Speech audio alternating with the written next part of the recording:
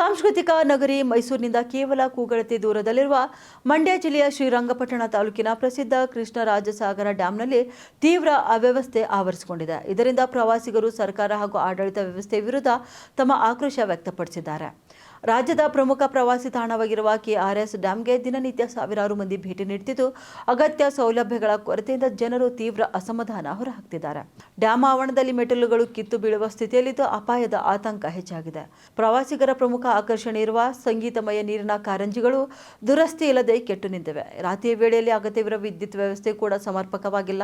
ಎಲ್ಲೆಂದರಲ್ಲೇ plastic ತ್ಯಾಜ್ಯಗಳು ಹರಡಿಕೊಂಡಿದ್ದು, ಸ್ವಚ್ಛತೆ ಎಂಬುದು ಕೇವಲ ಬೋರ್ಡಿನಲ್ಲಷ್ಟೇ ಸೀಮಿತವಾಗಿದೆ ಎಂದು ಪ್ರವಾಸಿಗರು ಆರೋಪ ಮಾಡಿದ್ದಾರೆ. ಇನ್ನು ಶಾಲಾ ಕಾಲೇಜು ವಿದ್ಯಾರ್ಥಿಗಳು, ಕುಟುಂಬ ಸಮೇತ ಪ್ರವಾಸಿಗರು ಅಲ್ಲದೆ ದೇಶ ವಿದೇಶಗಳಿಂದ ಬರುವ ಅತಿಥಿಗಳು ಪ್ರತಿದಿನ ಈ ತಾಣಕ್ಕೆ ಭೇಟಿ ನೀಡುತ್ತಾರೆ. ಆದರೆ ಇದರ ಪ್ರವೇಶಕ್ಕೆ ₹100 ಟಿಕೆಟ್ ಪಾವತಿಸಿದ್ರೂ ಯಾವುದೇ ಮೂಲಭೂತ ಸೌಲಭ್ಯಗಳು ಲಭ್ಯವಾಗ್ತಿಲ್ಲ.